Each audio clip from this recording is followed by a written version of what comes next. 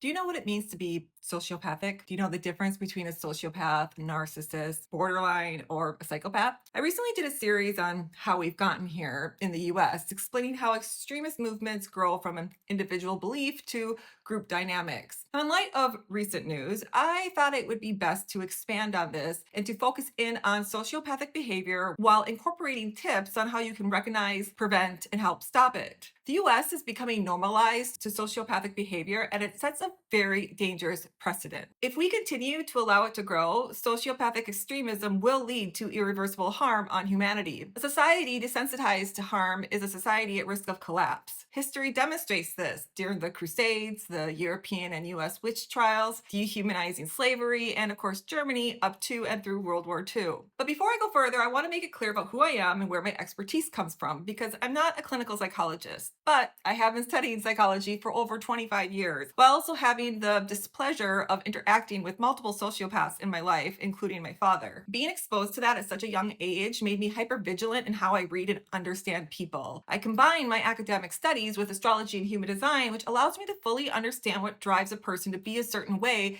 and why they tend to engage in more harmful behavior than good. That developed into a profiling skill set that I often use in my job. And I'm going to show you how I do this through some case studies throughout this series so you can recognize the signs, whether that be in yourself or the ones you surround yourself with. This is to bring awareness to what causes harm and either changing it within yourself or not allowing yourself to enable the behavior of others.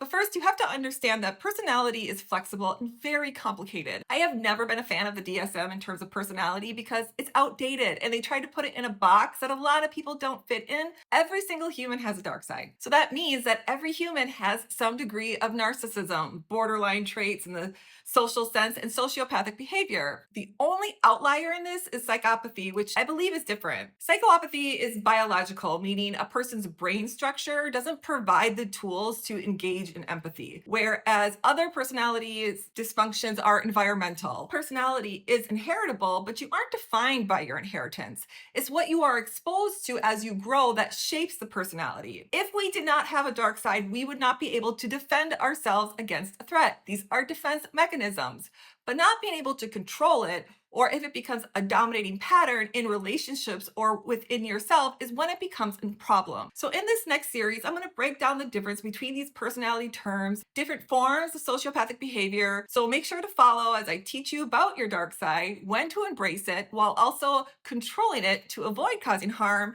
and how to safely calling it out in others so we can make America the country it was intended to be and set a new precedent for global compassion and empathy.